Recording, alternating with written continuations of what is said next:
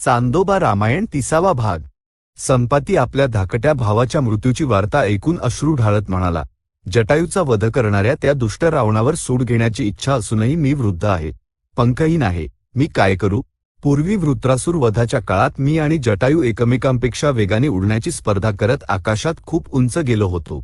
भर दुपारच्या कडक उन्हाचा ताप सहन न झाल्यामुळे जटायू बेशुद्ध होऊन कोसळला।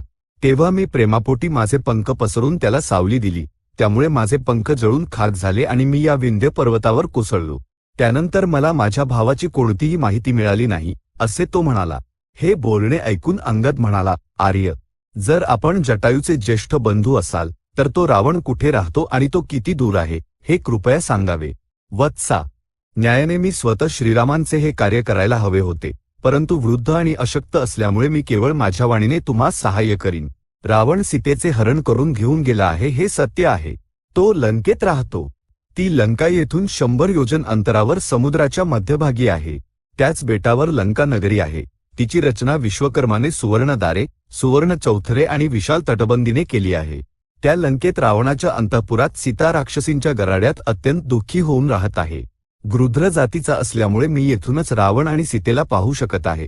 तुम्ही त्वरित तिथे गेलात तर सीता नक्कीच सापडेल, असे संपाती म्हणाला। तेव्हा जांबुवंत संपातीला म्हणाला, आर्य, रावणाने सीतेला नेताना कोणी पाहिले? इतर सर्व वानर संपाती काय सांगणार आहे हे जाणून घेण्यासाठी उत्सुकतेने वाट पाहू लागले। मी ती कथा सांगतो, लक्षपूर्वक ऐका। मी हालचाल करण्यास असमर्थ असल्यामुळे माझा पुत्र सुपार्शु दररोज नियमाने माझ्यासाठी आहार घेऊन येतो। असाच एक दिवस तो सूर्यास्तानंतर खूप उशिरा आला आणि रिकाम्या हाताने परत आला। भुकेने व्याकुळ असल्यामुळे मी त्याला खूप रागावलो। माझा राग शांत करत त्याने घडलेला सर्व वृत्तांत सांगितला। तो माझ्या आहारासाठी महेंद्र पर्वताजवळ प्राणी चालत असलेल्या वाटेवर उभा होता। त्यावेळी एक कृष्णवर्ण पुरुष सूर्योदयासारख्या तेजस्वी स्त्रीला घेऊन तेथून जात होता। सुपार्शु त्या दोघांना माझा आहार म्हणून पकडण्याचा विचार करत असतानाच त्या कृष्णवर्ण पुरुषाने अत्यंत विनयाने वाट देण्याची विनंती केली। त्याने अतिशय नम्रपणे विचारल्यामुळे माझ्या पुत्राने त्याला मार्ग दिला। हे समजल्यावर तिथल्या ऋषींनी सुपार्शुला सांगितले, आज तू जिवंत वाचलास हे तुझे भाग्य आहे। तुला वाट मागणारा तो दुसरा कोणी नसून लंकेचा राजा रावण होता। तो ज्या स्त्रीला घेऊन जात होता ती रामाची पत्नी सीता होती। यामुळेच तो माझ्यासाठी वेळेवर आहार आणू शकला नाही, असे संपाती म्हणाला। त्यानंतर संपातीने आपल्या भावाच्या नावाने जलांजली दिली, स्नान केले आणि तो एका ठिकाणी बसला। वानर त्याच्या भोवती जमा होऊन बसले। संपाती पुन्हा त्यांना म्हणाला, मी तुम्हाला सांगितले ना, सूर्याच्या उष्णतेने माझे पंख जळून मी इथे पडलो। 6 दिवस मी बेशुद्ध होतो। त्यानंतर मला समजले की मी विंध्य पर्वतावर पडलो आहे। त्यावेळी इथे निशाकर महर्षींचा आश्रम होता। ते मोठे तपस्वी होते। पूर्वी मी आणि जटायू त्या महर्षींना ओळखत होतो। मी हळूहळू पाय ओढत त्यांच्या आश्रमात गेलो आणि त्यांच्या दर्शनासाठी एका वृक्षाखाली उभा राहिलो। काही वेळाने ते महर्षी स्नान करून तिथे आले। ते सरळ आश्रमात गेले आणि पुन्हा बाहेर येऊन त्यांनी मला पाहिले व माझ्या येण्याचे कारण विचारले। माझ्या या दुर्दशेचे कारण विचारले। त्यांनी मला ओळखले देखील।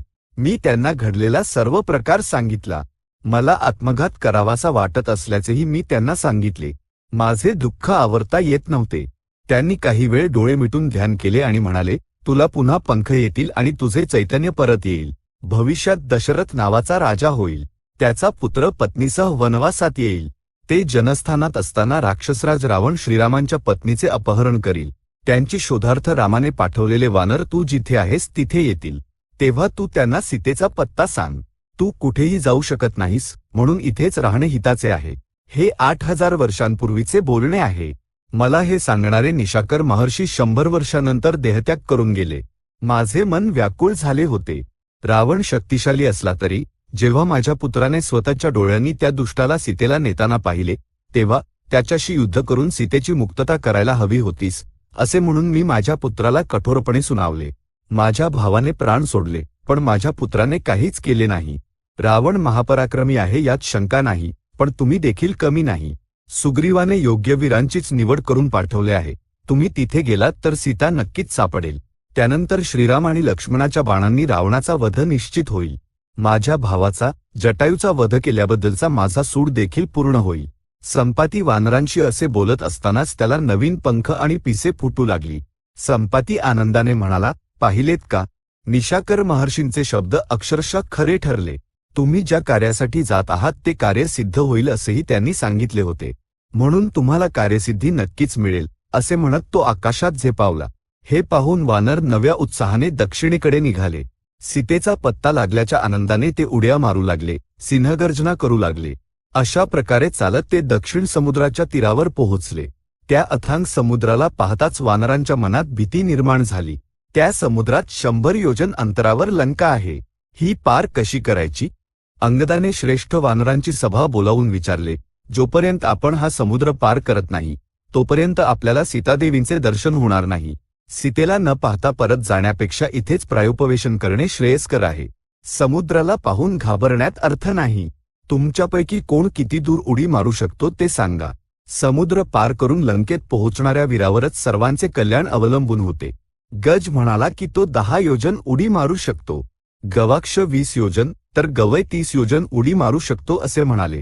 गंधमादन, मैंद आणि द्विविद यांनी अनुक्रमे 50, 60 आणि 70 योजन उडी मारण्याची शक्ती असल्याचे सांगितले. सुषेण म्हणाला की तो 80 योजन उडी मारू शकतो. जांबुवंत म्हणाले, एकेकाळी मी कितीही लांब उडी मारू शकत होतो. जेव्हा त्रिविक्रमांनी वामनावतार धारण करून 3 पावलात तिन्ही लोक व्यापले होते तेव्हा मी त्यांच्या भोवती प्रदक्षिणा घातली होती. आता मी वृद्ध आहे, 90 योजनेपेक्षा जास्त उडी मारू शकणार नाही.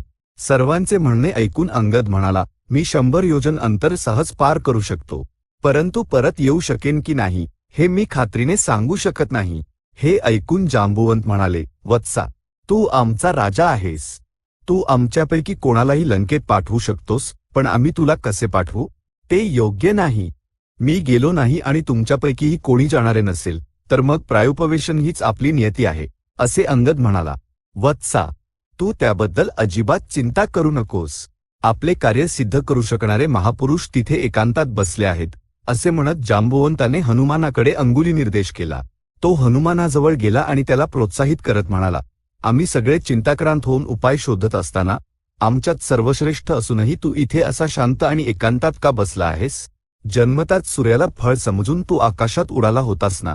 तुझ्याशिवाय हा महासागर दुसरा कोण पार करू शकेल? तू वेगात वायुदेवाच्या समान आहेस आणि गरुडापेक्षा कमी नाहीस. उडण्यामध्ये तुझी बरोबरी करणारा आमच्यात कोण आहे? तुझे हे कौशल्य पाहण्यासाठी सर्व वानर आतुरतेने वाट पाहत आहेत. आता उठ, उठ आणि आपली शक्ती दाखव. हे शब्द ऐकताच हनुमानाचा देह आनंदाने फुलला. हनुमानाचा देह जसजसा विशाल होऊ लागला तसतसे वानर अत्यंत उत्साहाने सिंहगर्जना करू लागले. त्यांची प्रशंसा ऐकल्यामुळे हनुमानाचे बळ देखील वाढू लागले. त्या उत्साहात तो म्हणाला, हो, मी हा समुद्र सहज पार करीन. गरज पडली तर मी सूर्यासोबत पूर्वेकडून निघून पश्चिमेला जाऊ शकतो आणि माध्यानाला सूर्याच्या समोर येऊ शकतो. शुभ शकुन होत आहेत. मी सीतादेवींचे दर्शन घेऊन नक्कीच परत येईन. तुम्ही अजिबात काळजी करू नका. आपण जमिनीवरून झेप घेताना पृथ्वी कंपित होईल. या विचाराने हनुमान जवळच असलेल्या महेंद्र पर्वताच्या शिखरावर चढला. तो तिथे चालत असताना त्याच्या पायांच्या आघाताने दगडांचे चूर्ण झाले. महेंद्र पर्वतावर राहणारे प्राणी घाबरून दाही दिशेला पळून गेले. किष्किंधा कांड संपन्न. चांदोबा रामायण 30वा भाग संपन्न. सद्य स्वस्ती.